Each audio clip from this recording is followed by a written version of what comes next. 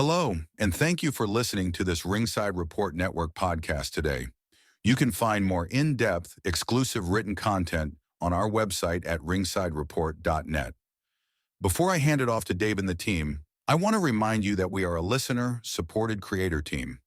On our website, we would appreciate it if you supported our sponsors or purchased our exclusive merch. Branded clothing, mugs, and even jiu-jitsu gear, which are available only in our store.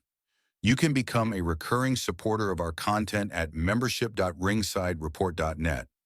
This, along with all our podcasts, is available on Spotify, Apple Podcasts, YouTube, Amazon, iHeart, and TuneIn, wherever you get your podcasts. It would help us immensely if you left a positive review on Spotify, Apple, or Amazon. Thank you for your support and enjoy the show. Yes. Yes, indeed. It is the UFC 316 preview show. It's Ringside Report MMA. Let's do it. Let's go!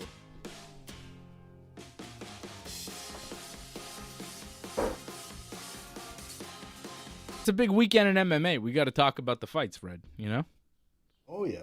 But we could do a short show so I can go back to Nintendo. I mean, the kids are going to be in bed, and I can play a little Nintendo. You know what I mean? Wow. Yeah, look at that controller. Johnny's like, ooh, it looks good. Yeah, it does look good. Whew, the Switch Pro. Nice. The Switch looks really nice. The new console, it's big and beautiful. I love it. We got MMA to talk about, right? We do. Jon Jones is, I think, retired. Are we still talking about Jon Jones? I feel like every week we're like, hey, Jon Jones and Tom Aspinall, is it going to happen? Is it not going to happen? And people, you know, were like, oh, Jones is scared. And I'm like, are you crazy? Why would he be scared of anybody? He's Jon Jones. Yeah. Aspinall says he's got big news coming. I don't know what that means. I feel like it's not a Jon Jones fight. But nothing has happened. Listen, man, he's out in Thailand partying. Did you see like some of those videos? Mm-hmm. Including the video that I sent Freddie there. That was a bit creepy. Which one? You know what I'm talking about. Freddie knows what I'm talking about. I'm not sure. Motorcycle one? No, the one where he's like asking, like in the old days, if certain things are legal or not. Oh, yeah. That was what John McCarthy said. Oh, but that was a story by John McCarthy. That's not a Jon Jones video. Did you watch the video, AJ? I saw it. Jon Jones, AJ sees videos and he like doesn't quite understand them. No, I understood it pretty clear. I'm on McCarthy's side, man. Okay. Well, 3 days ago, Tom Aspinall wished Jon Jones a happy retirement. He says, want to be the first to wish Jon all the best in his retirement. Let's get this division going at UFC. So I feel like Aspinall's moving on. Good for him, man. Like, well, he has no choice. Yeah. Yeah, but I mean, also, don't waste your time, man. Look at what happened with Michael Chandler waiting for McGregor, man. You don't want to do that. You don't want to waste a year of your career. You know, these are good. Like, Jon Jones is the biggest money fight for him, but these are still good years for him, so be active. I like that you had a more recent reference. I was going to say, you know, don't be like Rashad Evans. Remember, he waited way too long, but that's kind of so long ago that people don't really remember. You know, Dana White talking about the window, the short window. And he was right. Rashad waited for a title shot. Then when the title shot finally came around, he got hurt. Jon Jones took the title shot, and Rashad eventually got a shot at Jon Jones, but it got messy with the gym. And it was a whole story back then. It was a big story back then. It was like the biggest story in MMA when Rashad left Greg Jackson's gym because Jon Jones was there, and they were training partners and friends, and then they were beefing, and, you know? But people forget about all this stuff. And that's kind of my point about Jon Jones. It's like he's been through so many big fights in his career. So many personal beefs. Rashad, Daniel Cormier, the Gustafsson fights. Like, to say that he's scared of Tom Aspinall or he wouldn't, it's like, come on. He's done so much.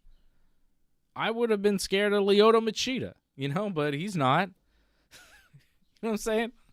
Come on. So I don't think that fight's going to happen. I think Cyril Gane is going to happen. And, it's what I've been saying from the beginning. The whole time. I was like, fight's not going to happen. Jon's going to retire. Tom Aspinall should just fight Cyril Gane. And it looks like I'll be right about that. So, it's kind of a bummer. I think Jon Jones' last fight was probably against Stipe, unless he comes back in a couple of years.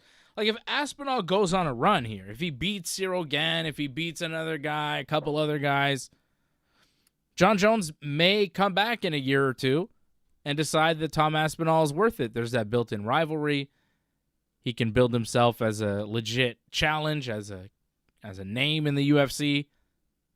Tom Aspinall's built a bigger name off Jon Jones without even fighting Jon Jones. Yeah, but he's going to be 40 years old, Dave. Let's be honest. In a couple of years, he'll be 40. How old is Jon Jones right now? Right? He's 38. He's going to be 40. Something like that. But it's heavyweight. So I know. And it's I know Jon it's heavyweight. Jones. He's got to do it now. I don't think so. He's 37. Okay. Tom Aspinall is 32. In 2 years, when Jon Jones is 39 and Tom Aspinall's 34 and has been through several tough fights and Jon Jones has been chilling, enjoying his money, I see no reason why Jon Jones couldn't come back and have a very competitive, big money fight against Tom Aspinall. 2 years, 2027. You know what, man? I'm starting to think, though, maybe that Jon Jones is losing the fire. That might be like once you're contemplating retirement, once you're in retirement, I think there's a difference. So, yeah, he could come back. I don't think it would be as easy as if he wants to fight Aspinall, he should fight him right now while he's still active. I agree with you, and I disagree with you. I think he has lost the fire in a way, in the sense that he doesn't have that much motivation to beat Tom Aspinall because he doesn't see Tom Aspinall as a big fight. But I disagree that he should take it now, because I think that if Tom Aspinall wins another fight, he's a bigger star. If he wins 2 more fights, he's bigger. The longer Jones waits and looks at it and maybe comments about Aspinall's fights when he has them, Jones could tease it, say, oh, maybe I'll come back, maybe, and then eventually it's yes when Aspinall's worth it. Jones was motivated to take a fight against Alex Pereira because Alex Pereira had built up a name and a following in the UFC and had beaten tough guys and had main evented pay-per-views and made money. So he was motivated for that fight, but it fell apart because Magomed Ankalaev beat Pereira. I just don't think he's motivated to fight Aspinall because, yeah, but that he hasn't done enough. If he's not motivated, will he really be motivated in a year? If right now in his head he thinks Tom Aspinall is beneath me and all that, I don't know if he'll put in the work in a year and a half. So, yeah, he could always come back for the money, but as far as wanting to win this fight, I think the longer he waits, his odds go down. I still think he would be the favorite, but I think right now I would pick Jon Jones. But I'm telling you, man, the more I hear him talk about retirement, the more I'm wondering, hey, maybe Jon Jones is, maybe he doesn't have that fire no more. Do you think Jon Jones wants to win or expects to win at this point? I think he expects to win. Yeah. I think he just expects it because, why wouldn't he? He always does. I just feel like everything Jones has said he doesn't feel like Aspinall's worth the effort. He doesn't feel like Aspinall's worth his time. And the vibe is kind of like, well, if he could do something, if he could beat some guys, if he could go on a run, then maybe he'd be worth my time. Like if Islam Makhachev was a heavyweight, Jon Jones would be fighting him because he's been here, he's done stuff, he's accomplished, Aspinall's very good and very dangerous, but we know that, his last fight was against Curtis Blades. He hasn't beat anybody like of big name recognition in the UFC. Now, it's tough to do because there's not really those guys at heavyweight, but, if you could go on a run, like Blades was his first title defense of the interim belt. Have Jones vacate the belt, make Aspinall the, undisputed champion, have him fight Cyril Gane. If he could beat Cyril Gane, maybe he fights, who's that big Brazilian dude? What's his name? Teixeira, Talison. That guy? Yeah, yeah. You know who I'm talking about? Maybe that guy works his way up. What's his name? Okay, but here's my other argument. Talison Teixeira, yeah, maybe him. Here's my other argument, though. Jailton Almeida? Yeah, him also. Jailton, Almeida. Volkov, okay? Alexander Volkov. I read a quote from him where he says, I should have got a title shot by now. And I kind of agree a little bit on that, where you're keeping the division inactive, and it should be the most important division of the UFC. And a lot of these guys should be getting title shot. And if Volkov was just in a title fight, it would make him a bigger star after, even if he loses it. So I don't know, man. I want to see these guys more active at heavyweight. And I think Jon Jones should probably just vacate the title right now. Not sure why he doesn't say it. Like maybe he's still hoping to, because there must be some type of if he doesn't officially say I'm retired or I'm vacating, like inside of him, there's probably a chance where he's like, oh, I might fight. But how would that come to fruition? Would it be like money? Because that I could understand. So like maybe it's a money issue where he wants the UFC to pay him what he believes he's worth. I don't blame him that much, but I want the guy to be active. But the UFC is only going to pay him what he's worth based on what they expect the fight to do, money-wise. And if Aspinall becomes a bigger star, then they can pay Jon Jones more because they'll expect a bigger number. I just think it's beneficial for Aspinall to just stay active, forget about Jones, tell the UFC, do whatever with the belt, call him the champion. I don't care. Just let me fight, and the world will recognize me as the heavyweight champion. Like, it doesn't matter if he's the interim champion. If Jon Jones doesn't fight for like a year or two, and Aspinall's out there as the interim champion defending and beating guys, who do you think people are going to recognize as champion? And yes, they should just strip Jones of the belt and say it's Aspinall's, but I think they're trying to keep Jones happy, and they're hoping and crossing their fingers that they do make this fight happen because they kept saying that they would. And it feels like there's pressure on Dana to make the fight happen, and he's just not able to do it, and they're stalling. And no disrespect to Alexander Volkov. Like, yeah, maybe he should have gotten a title shot if he would have won a couple of fights in a row by now, but he hasn't fought since he lost a split decision in December to Cyril Gane. But here's, and he also has lost to Tom Aspinall in the first round with an armbar. Look, with a straight armbar, exactly. He's just an example of like the division needing to be active, because look at GSP's run, for example. You know, like, did Dan Hardy really deserve a title shot? Did it? Like, I'm sure you could find some guys that you go like, yeah, you know, but those fights are still like needed for the division to stay active. Like, okay, GSP dominates Dan Hardy, dominates Jake Shields, dominates. These fights still need to happen, man. So yeah. I understand Volkov's point that he's trying to say. The UFC needs to book a pay-per-view with Cyril Gane and Tom Aspinall for the undisputed heavyweight championship at the top of the card, and the co-main event needs to be 22-3 Jailton Almeida versus Alexander Volkov, and they need to be promoted as the number one contenders. It needs to be a title eliminator. You set up the heavyweight division, and you get things moving. They need to just move along. But again, I feel like, somebody at TKO is telling Dana, I thought we were going to get this Jones-Aspinall fight. Like, we got to make big fights at heavyweight. Like, I feel like there's pressure because Dana keeps saying, oh, we're going to do this fight. We're going to do this fight. We're going to do this fight. And Jones the whole time has been like, not really. So it's weird because the UFC seems like they're the ones not willing to move on.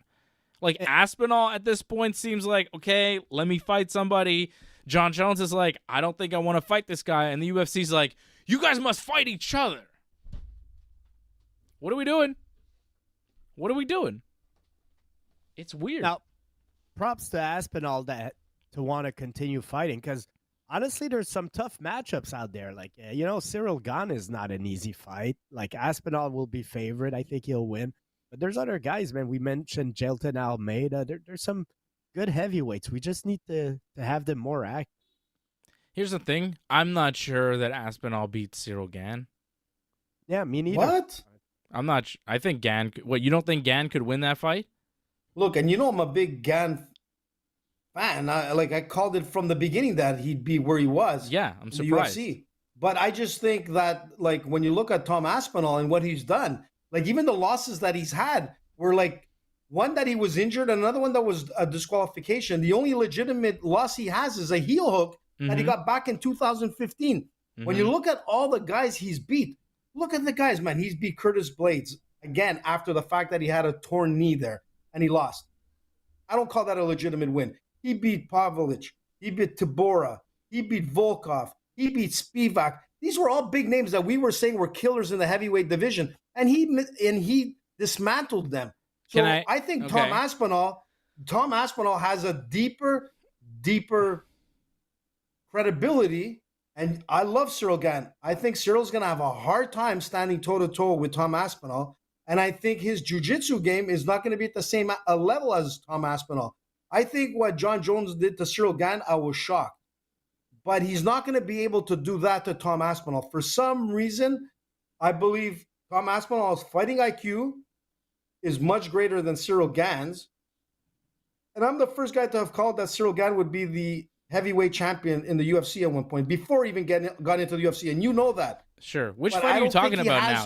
Are you talking about Jones and Aspinall or Gane and Aspinall? Gane. I'm talking about Jones versus Aspinall has to be the fight to be made. And if Jones doesn't do it, yeah, but you're talking about will Gane beat Aspinall? Aspinall? But I think we need to move on. I think we need to move on. I know, for sure. And look to Cyril Gane versus Tom Aspinall.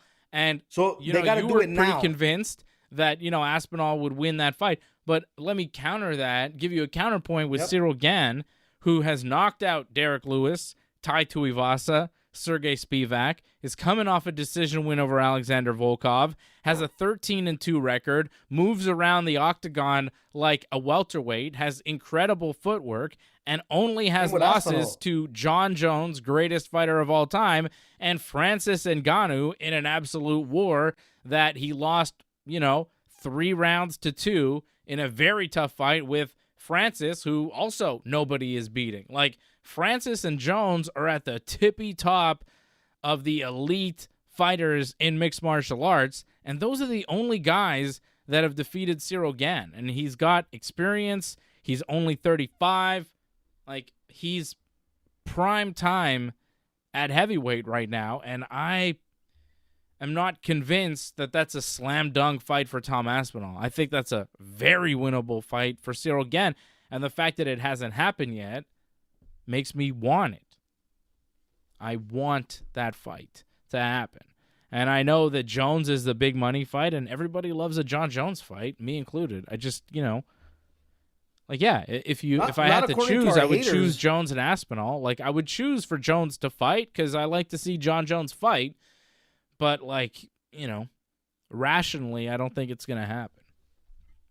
Look, and I'm surprised because we talk a lot about Jon Jones, and I saw a comment from Johnny, and he's right, man. There's a lot of people out there that are like, where's Jon Jones? I don't want to say I'm a hater, but worse than I ever said in the past, like on some of our videos that have been posted. I've seen it. Like, people don't think Jon Jones is worthy People hate enough, him. or they hate him, man, more and more, which I thought after the Cyril Gane fight, and he's been out of trouble this whole time, I thought more people would start like, liking the guy, but it went the other way. I think it went south. And I think him ducking right now doesn't help his thing. Even he should just come, fight, win or lose. How many more fights does he have in his career? 1? Yeah. Maybe 2, depending who it is. Like, literally, there's only 1 fight left in his career, and he's got to do it within the next 2 years. I think the hate, but it's not honestly, fair for Aspinall. I think the hate is might from be a lot good. of newer fans who, Jon Jones, when he was beating up Daniel Cormier, that was 2015. That's 10 years ago. If you're, 20 years old now, yeah. you were 10 years old, you have no recollection of Jon Jones being the man. So right now, you just see what you see now. But the hate might be good, actually, because it makes people want to see him fight. And, if you make people wait a little bit, but not too much, you create some buzz. So, it might be some gamesmanship and knowing how to maximize this thing. So the hate, I wouldn't be too worried about that. The worst thing for a fighter is for people to be indifferent. So for people to have some hate towards Jon Jones is not a bad thing. I think Jon Jones would be very much, I don't know. I think there would be some satisfaction with Jon Jones and Jon Jones fans if Aspinall went on to fight Cyril Gane and lost. Where would the Jon Jones haters be then? Where would the guys saying he's ducking Aspinall, he's scared of Aspinall, if Cyril Gane just beats Aspinall? Then everybody go, oh, yeah, I guess Aspinall, all those guys are going to jump off the Aspinall train and be like, oh, Jones should fight Cyril Gane. And then you show them the tape, and you're like, here's the video of that happening. And they're like, oh, Jones is the best. It's like, yeah, we know, guys. We know. I think he'd feel real good if that happened. And, it's a real possibility. You know what I'm saying? It's a real possibility.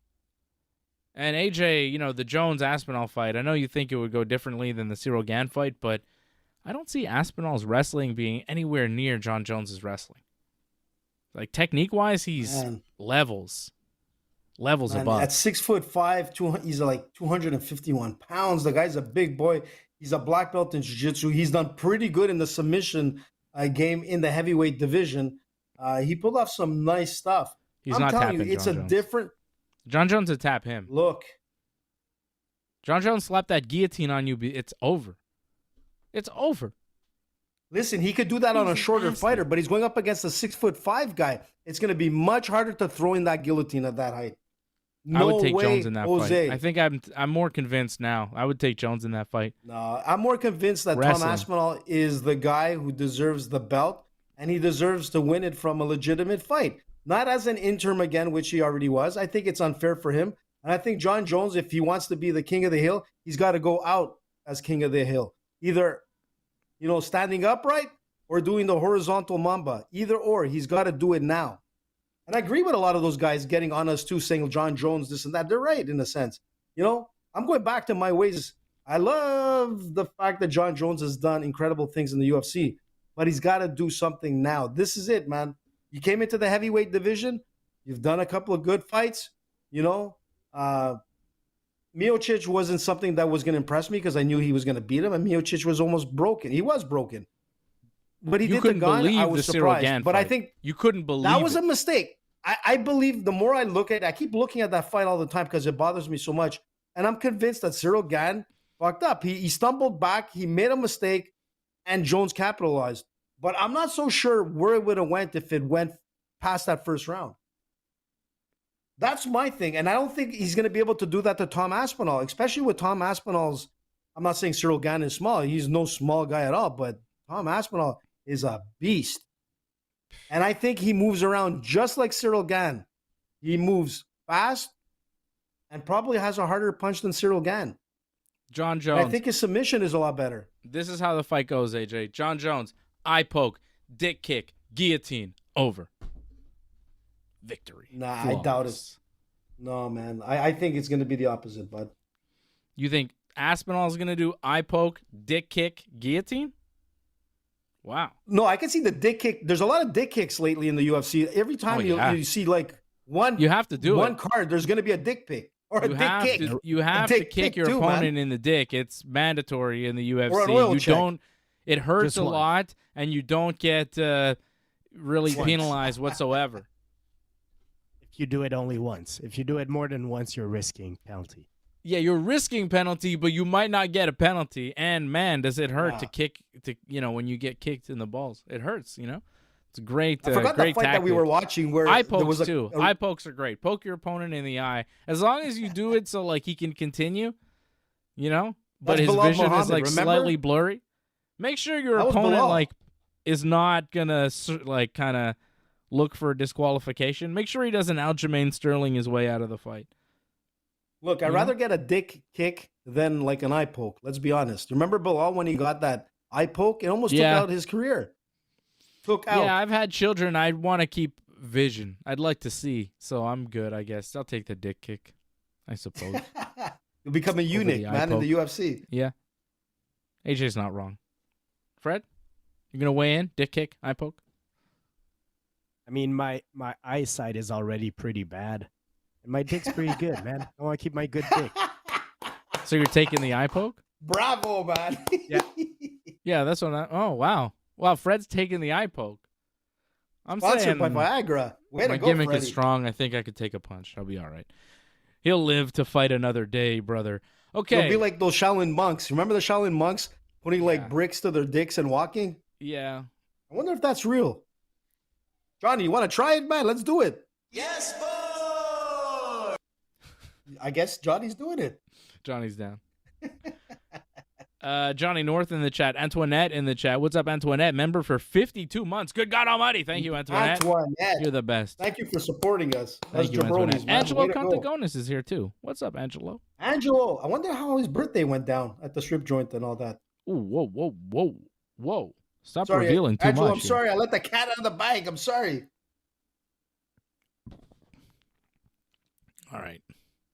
UFC 316 is this weekend. We'll be doing a watch along and Money in the Bank post show, same time, same channel. Oh, it's money on the. That's this weekend. I didn't even know. Saturday night, brother. Cool. TKO is giving us a double whammy. They got Money in the Bank, and it's probably like 7:00. I think it'll probably be over by 10, leading right into the pay-per-view. Cool. Hell yeah. That's the way you do it, man. Yeah. So we're going to do a big show on Saturday. I think Johnny might join us. Fred will join us. AJ will join us. My brother might join. And it's going to be like packed. It's going to be crazy. It's going to be like a real party, man. Yeah. I think we have Johnny and Fred on location, and then AJ and my brother and me in the hub here. It's going to be crazy. Wow, it's going to be wild, man. Yeah, it's going to be a crazy night on Saturday night on the Ringside Report Network. We may have would that be the first time ever? Is that the first time ever where we would have No, we did it. No, but that's a big lineup. Fred. Didn't we do it for WrestleMania once? With Fred, Johnny, AJ, my brother, and me, like all of us? I'm pretty sure we've done it. Oh, with Johnny. Yeah, I don't think we Five-man ever did crew. that. Maybe not with Johnny, but I'm not sure actually. Wow. No, we don't never see did it with Johnny. We don't see Johnny interact like with Fred and AJ a lot on the Ringside Report Network. I'm excited about that. I miss Johnny. I'm excited so am about I, seeing man. Johnny and Fred and AJ together. Because you see me and Johnny. You see me and Fred and AJ. But then the combo, the crisscross. What a show. Johnny says it's never happened before. I'm going to challenge Johnny to a Freddy to body. What? Look at that. Roy's Freddy, man. Ooh. Freddy on juice. Hey, make a t-shirt, Freddy on juice. Dave, get it. Freddy on juice, man. Freddie, no disrespect, but Johnny is huge. You know? Johnny's a beast. Yeah. Look at that. Look at those biceps, actually. It's pretty impressive. He's a bodybuilder. All right. Well, Did you tell Johnny that you're taking creatine?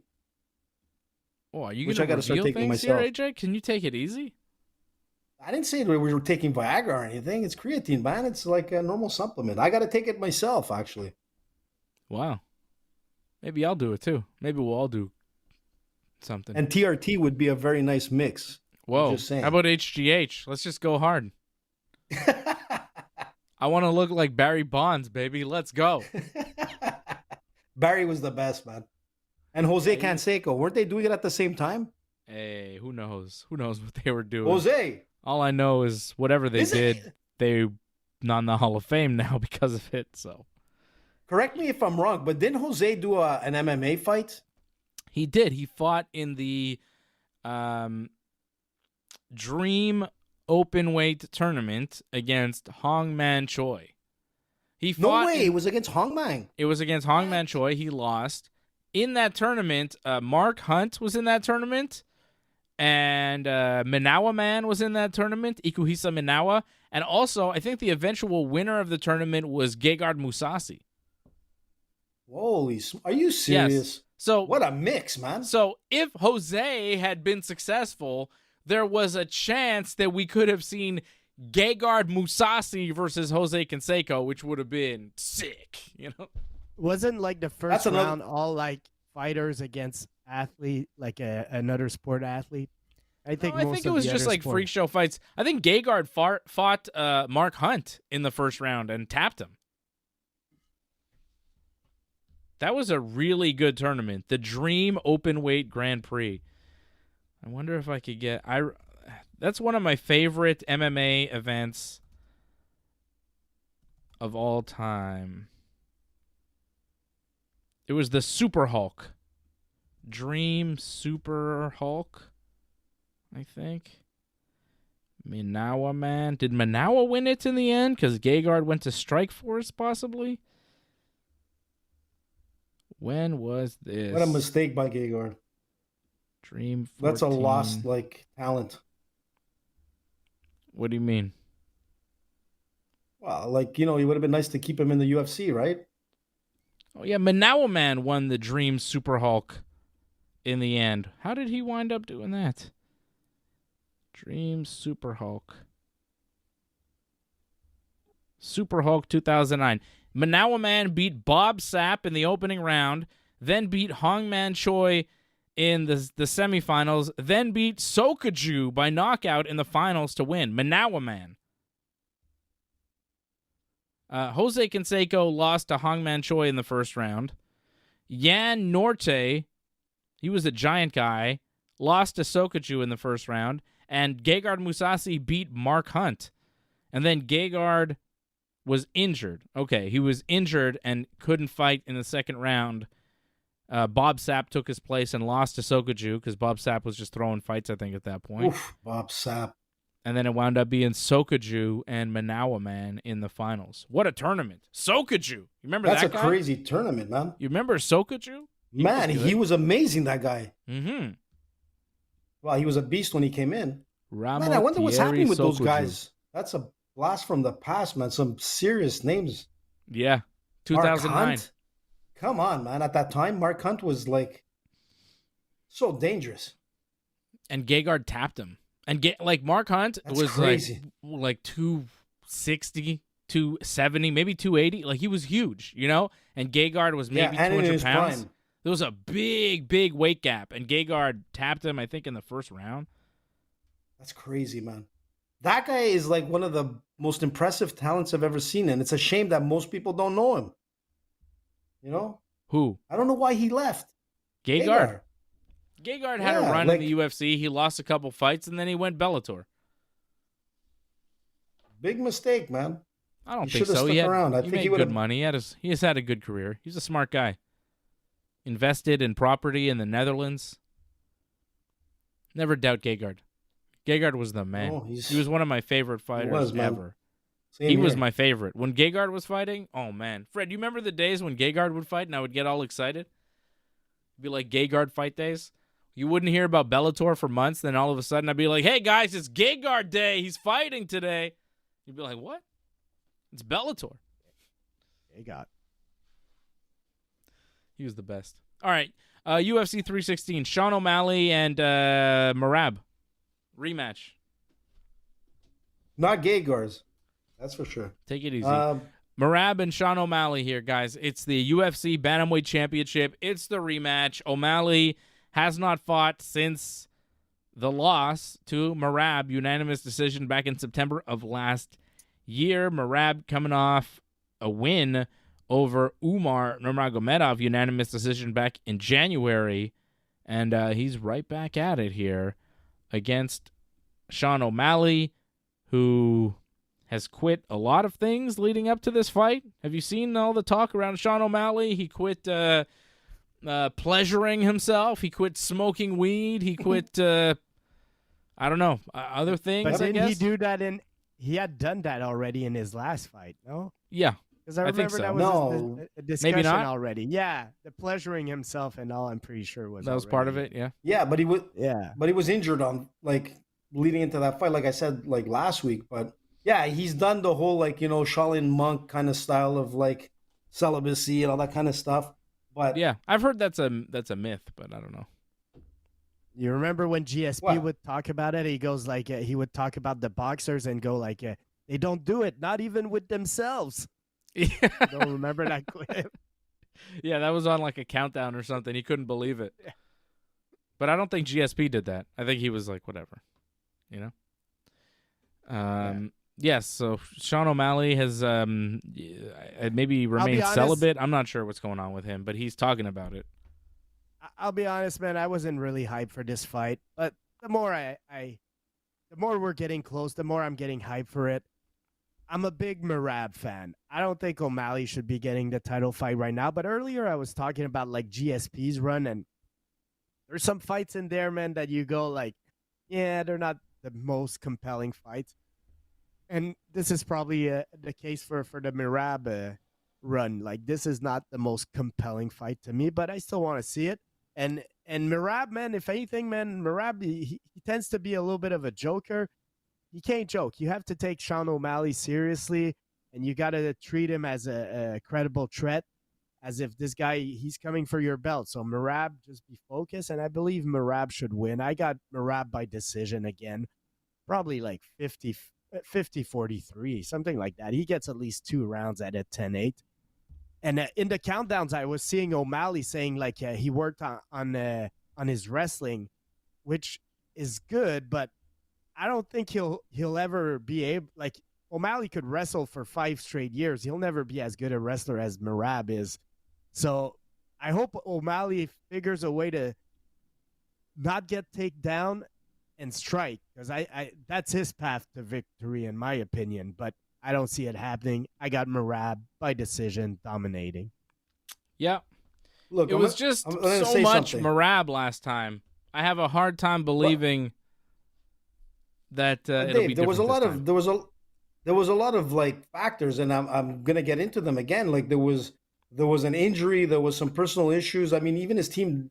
I mean, they didn't say anything on this one, but on the first encounter, when you look at the significant strikes that were thrown, if I'm not mistaken, there were 89 significant strikes thrown in that fight with O'Malley, which doesn't make sense, because when he fought Chito Vera, there was close to 356 significant strikes. So it's not the same O'Malley that went into the Merab fight, and I'll give it to Merab. I think, if I'm not mistaken, you could check it up, but he almost had 10 minutes of ground time on O'Malley. So O'Malley was just basically being ragdolled through that whole fight. And I agree with Freddie. Look, can O'Malley knock out Merab? Yes, but can O'Malley stop that fast-paced, forward-moving pressure from that wrestler?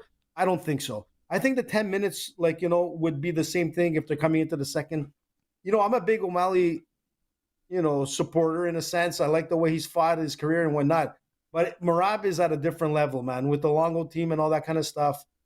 He's just, the way he took apart, the way he won against Umar was enough for me to say, you know what, maybe this guy has something.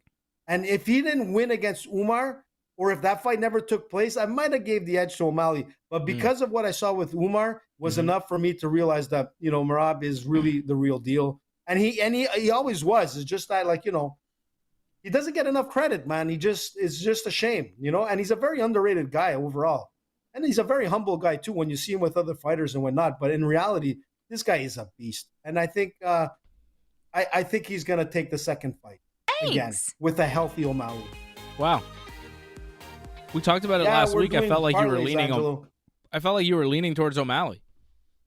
I was, dude, but then when I looked at that Umar fight again, it was enough to me, for me to like be realistic and not like go with emotion, because a lot of times I go with emotion and I end up losing, and I have to be like, every time I go with like stats and I review the fights, I win, man, especially on my parlays. When I really take it and I've taken it apart and not put any emotion into it, this is what I did with this one.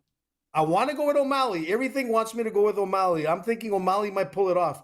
But in reality, man, Merab is a beast, and he's not even on his down swing of his career. You know what I'm saying? He's just reaching that pinnacle point. So it's too dangerous. Merab Dvalishvili minus 300, doll. the favorite, 34 years old. Sean O'Malley, 30 years old, plus 225, the underdog. And I think we are unanimous here, going with Merab. I think this fight goes the distance again. I've got Merab, unanimous decision, once again. Same result. I could see it being a little bit closer of a fight, but I think the result will be the same. I think Merab wins 50-45. Maybe 49-46. Maybe 48-47, But either way, like, whatever. Maybe O'Malley takes 2 rounds. Maybe it's one of those fights where you go, ooh, I don't know, 2-2, and the third one could have been either fight, It could be one of those. And if it is, don't be surprised if O'Malley wins. O'Malley's got to keep it close. He's got to keep it close. He's got to keep it, a question. Last time it wasn't a question. He lost. He's got to do the Chito Vera thing. That's what he's got to do. But Chito Vera is willing to exchange. I don't think Merab is. That's the difference. Yeah, I've got Merab winning this fight. Merab, I think you made a really good point. Like, AJ, you said, without the Umar fight, I don't know if I'd pick Merab, but because of the Umar fight, it was just so eye-opening to see the level of wrestling that Merab displayed. Because I think going into it, a lot of us thought, like, ooh, Umar might be the guy here to take Merab, and he might be the boogeyman of this division. And then Merab was like, yeah, I don't think so, dude. Just went right through him. It was really impressive. You don't expect a Nurmagomedov to be, like, out-wrestled and out-grappled, and Merab did it, which makes you think, whoa, like, how good is he? Right? How good is Merab? We're not giving him enough respect. Yeah, we didn't give him enough respect. He's the man. So I've got Merab winning. Co-main event, Julianna Peña, plus 500 the dog. Kayla Harrison, minus 800 the favorite.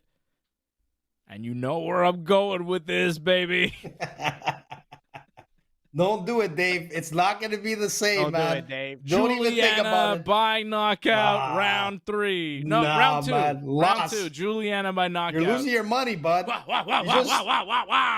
Venezuela Vixen. Let's go.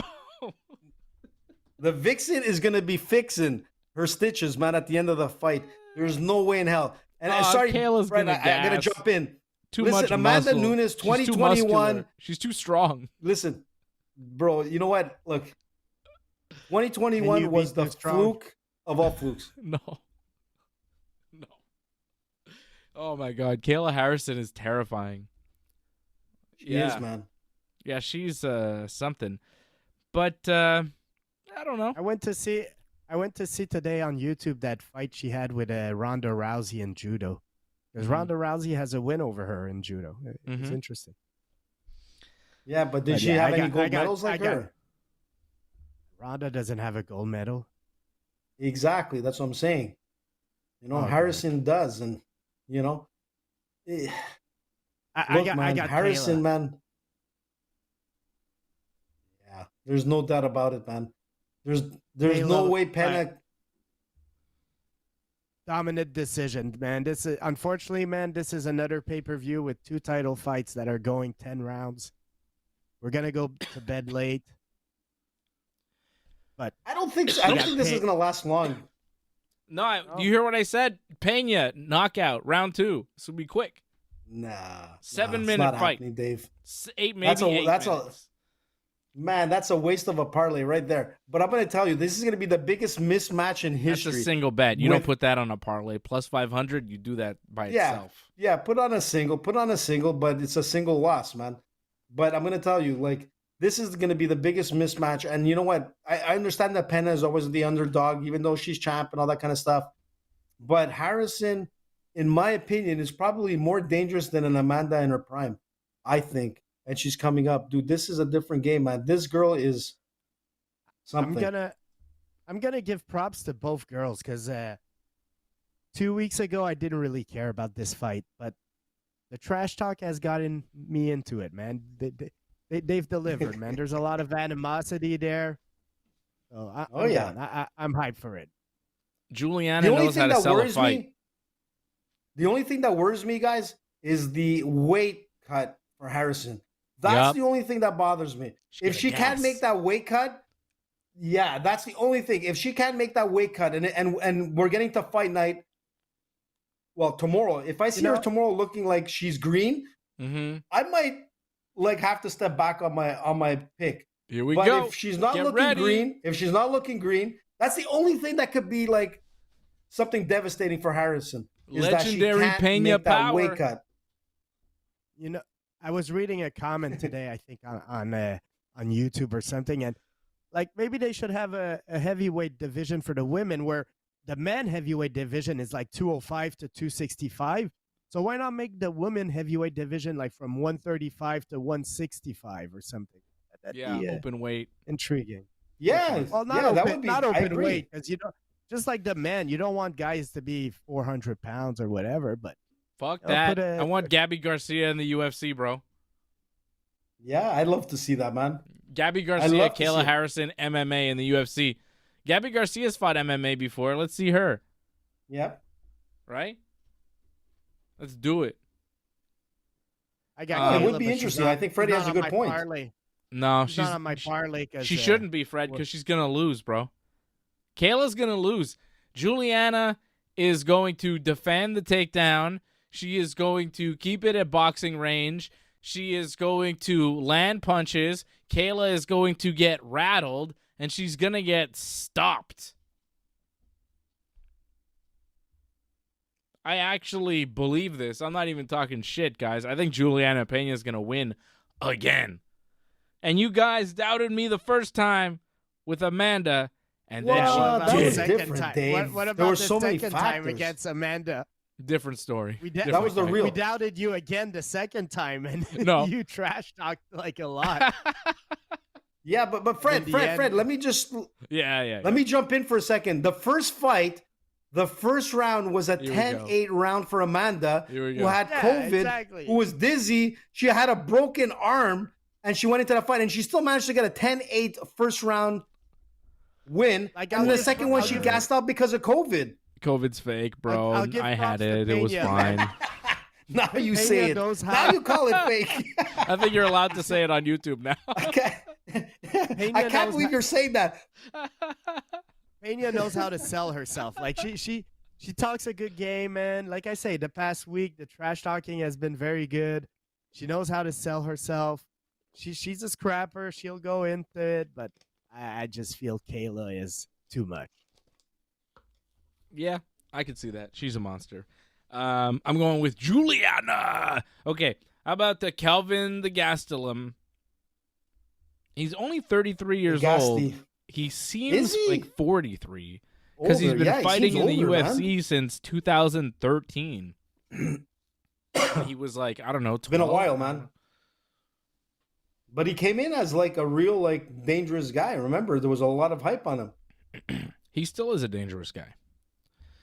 He is. But coming off a win over Daniel Rodriguez, he takes on the dangerous Joe Pyfer, 28 years old, out of New Jersey, coming off a victory knockout over Marc-André Barriault. This could be a fun fight. Dangerous power puncher, man. Yeah, this is a dangerous fight. I feel like Pyfer is the big favorite, I think. I don't know what he's minus 400. Yeah.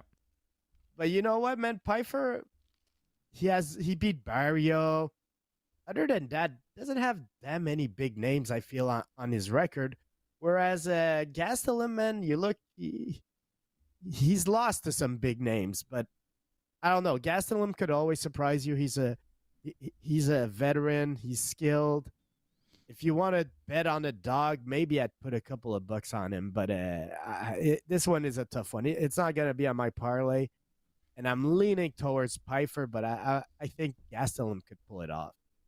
I think this is a big one for Pfeiffer. He's going to be fighting in front of his home crowd. He's from New Jersey. This fight is in Newark. I think this is a big one for Pfeiffer. I think this is kind of a coming out party for him, too, on the pay-per-view against a big name in Kelvin Gastelum, probably the biggest name. I mean, definitely the biggest name that Pfeiffer has ever had here, and he's going to do it in Jersey. I think this is set up for him to have, like a big reveal to the MMA world, and he's going to win this fight. I got Joe Pfeiffer winning this one, but Gastelum's always dangerous. He had that crazy fight with Adesanya. Yeah. He's had some great fights. He's a beast. But there's a lot of wear and tear on him. After 29 fights, he's 20-9. You're going up against Pfeiffer at 13-3, young, coming into like literally his home crowd. He has like devastating power behind his punches. A much bigger or much taller fighter in a sense. Look, this is it. I don't want to say it could go either or, but I think maybe the edge will go to the Pfeiffer just because there's less wear and tear on this man at this point in his career. Nothing more than that. Maybe the edge on punching, but... Yo, Fred, did you say the underdog on this card was Gastelum to bet on? Because I see the underdog on this card to bet on, and it's not Gastelum. It's Vicente Luque, because he's fighting Kevin Holland. Yeah. Yeah, well, I have Vicente. I have Vicente on my parlay, but he's plus 210. Luque. I still think there's money to be made, maybe with Gastelum, because I'm not convinced of Pfeiffer. Man. I'm not convinced. He should really win, not convinced of Kevin Holland favored over Vicente Luque. How? Oh, me neither. Like I said, how I could give you my parlay. I have Luque on my parlay because I do seems like that crazy to me. Like, well, bet on Holland is Luque. His last fight, Holland fought Gunnar Nelson, and look, I always pick against Kevin Holland lately because I think the guy doesn't always show up, but he did win against Gunnar Nelson, so he's on a good streak. But Gunnar Nelson is basically retired, bro. It's not a real fight. Vicente Luque is legit in the welterweight division. He's actually competing. He beat Rafael Dos Anjos in 2023. Like, the guy is legit as legit comes, man. Come on. I've got Vicente Luque winning in this fight. I'm surprised he's the underdog. I'm really surprised he's the underdog.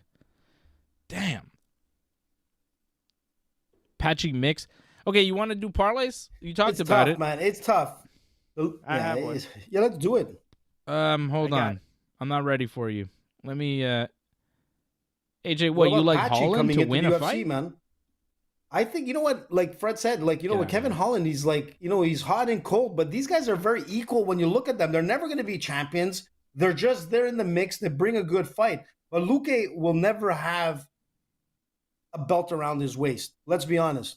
Yeah, he's a great fighter and whatnot, but so is Kevin Holland, man. When Kevin Holland comes out to fight, like he did with Gunnar as well, I mean, he's more active. We see Holland fight all the time. Like every time I see a fight, Holland might be there. And that's the thing. He's very active, 27-13. The guy is like very active. He's distracted. He's still quite, but the thing is that he puts on a show. And sometimes he's hot, sometimes he's not. The last one, he was okay. He's more focused on putting on a show than he is winning fights. I don't trust him to win. Fred, give me your parlay. Yeah. I'm ready. What do you got? All right, so as I said, I have Vicente Luque because I agree he's going to win that fight. Yes. Then I have this fight. I'm kind of intrigued. We passed over it. The Mario Bautista and Patchy Mix fight. I've been seeing the previews, and they talk a lot about Patchy Mix. But you know what, man? I'm going to go with Mario Bautista on my parlay, man. He's a good fighter, and he's going to welcome the Bellator guy and cause the surprise. So I got Vicente Luque, Mario Batista, and Merab Dvalishvili as my part. Interesting. Mario Bautista making his UFC debut is 20-1, 31 years old, from New York. So he's also got kind of that. is making his debut. Yeah, sorry. Did I say Batista? I mean Patchy Mix. Yeah. All that stuff I said was about Patchy Mix. 18-1, 31 years old. Did I say 18-1? God, I'm lost. 20-1. Coming off a win over Magomedov. So Fred's parlay is Patchy Mix, Vicente. No, sorry. It's Mario Batista, Vicente Luque, and Merab? Yep. Okay.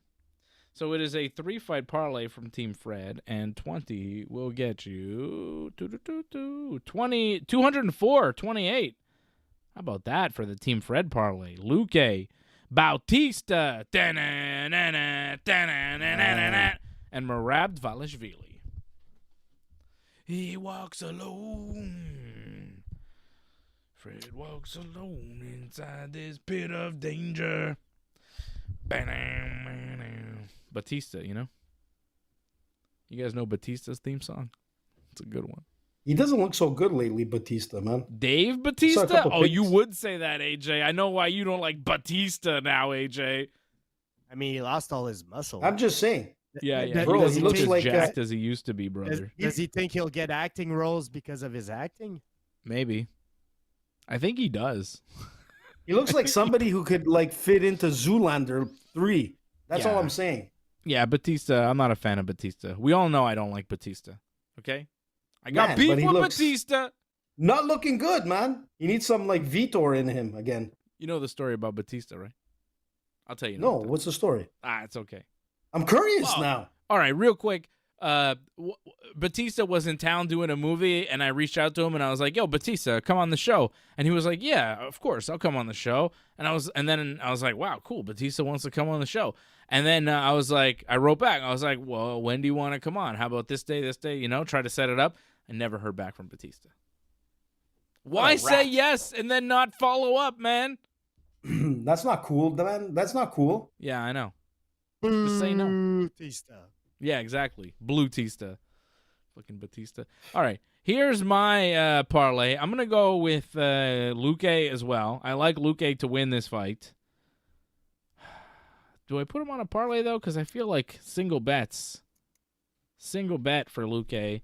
I like Azamat. We're going to go with Azamat for sure. Azamat Murzakanov, minus 600, the favorite, should win. Yeah, what the hell? Let's do Fred. I think wait. I was going to do almost the same parlay as Fred. I'm going to switch it up. Fred gave you Merab, Luque, and Bautista. I'm giving you a different parlay. I'm going to give you Merab, Luque, and Azamat Murzakanov, who's a huge favorite. So Azamat over Brenson Ribeiro, Vicente Luque plus 210, and Merab Dvalishvili minus 290. 20 gets you 97.28 over at bet99.com. All right. It's my 3-fight parlay. That's for you. Oof, guys. It's just for you. AJ, do you like it or do you love it? No, I don't actually, man. I'm actually kind of surprised. You don't like it or love it? I don't like it and I don't love it. I'm going to tell you why, because I'm going to go like the distance here, but I'm really surprised you guys going against Luque, against Kevin Holland. I'm just saying they're not that far apart. There's a couple of edges where I'm going to give to Kevin Holland, one being his reach. And if Kevin Holland could come out and fight, which I think he's going to do, being on a pay-per-view and put on a show, his reach is going to be the difference against Vincent Luque. He's. I understand he's hot and cold, but a lot of times we underestimate Kevin Holland and what he can do. I think he's going to beat Vincent Luque. So I'm going to start from the bottom up. So I'm going with Kevin Holland on my pick.